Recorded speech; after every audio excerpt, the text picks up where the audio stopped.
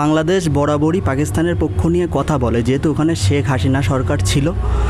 এখন যেহেতু শেখ হাসিনা সরকারকে ওরা উচ্ছেদ করে দিয়েছে, যেহেতু ওটা মৌলবাদী, তীব্র মৌলবাদী বিশ্বাসী, ওরা ভারতকে কখনোই সাপোর্ট করিনি এবং পাকিস্তানকে সাপোর্ট করবে এটা স্বাভাবিক। এবার ওরা মানে যেটা করছে সেটা খুবই বাজে এবং ভারত এটা নিয়ে মোটেও চিন্তাভাবনা করে না, কারণ ভারত জানে যে বাংলাদেশকে গুড়িয়ে দিতে ভারতের 2 মিনিটের টাইম লাগবে না।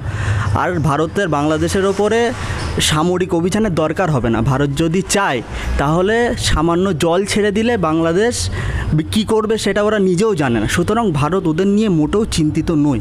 যখন ভারত হামলা করলো পাকিস্তানে জঙ্গি ঘাঁটি গুড়িয়ে দিল, বাংলাদেশের এত কষ্ট হচ্ছে কেন বলুন তো? বাংলাদেশ আর পাকিস্তান তো ভাই ভাই, বাংলাদেশ পাকিস্তানের তো কষ্ট হবেই।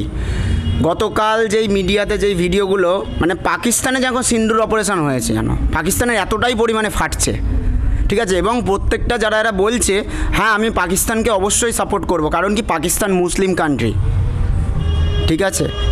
এইটাই হচ্ছে তো। সুতরাং আমরা বাংলাদেশ পাকিস্তান নিয়ে একদমই ভাবি না। যেটার একদিকে ফারাক্কার ব্যারেজ খুলে দিলে ভেসে যাবে, যেটার একদিকে আমরা এই নদী দিয়ে সেই দিনও ভেসে গেছে, আপনারা দেখেছেন নিশ্চয়ই। মোদিজি যখন বলল, আমাদের যখন ভারতে যখন ঘোষণা করা হয়েছে মক ড্রিল, তার 2 দিন আগে কিন্তু পাকিস্তান মক ড্রিল করে ফেললো আমাদেরকে দেখে শুনেই। এবং একটা নাটকীয়, যখন আমাদের যার পরের দিন আগামীকাল যখন আমাদের মক ড্রিল হওয়ার কথা ছিল, সেই রাত্রেবেলায় পাকিস্তানকে ঘরে ঢুকিয়ে দিল। এটাই হচ্ছে মোদিজির পাওয়ার। নরেন্দ্র মোদি আগেও এর উত্তর দিয়েছে সার্জিক্যাল স্ট্রাইকে, সুতরাং আবার দেবে এবং গতকালকে দিয়েছে এবং আমরা খুব শিগগিরই আবার ইন্ডিয়ার তরফ থেকে পাকিস্তানের প্রতি অ্যাটাক দেখতে পাবো, সেটা আমাদের আশা। কিছুক্ষণ আগে আমাদের রাজনাথ সিং প্রতিরক্ষা মন্ত্রী ঘোষণা করেছেন দিল্লি থেকে সিন্দুর অপারেশন চলবে এবং সিন্দুর টু খুব তাড়াতাড়ি আপনারা দেখতে পাবেন।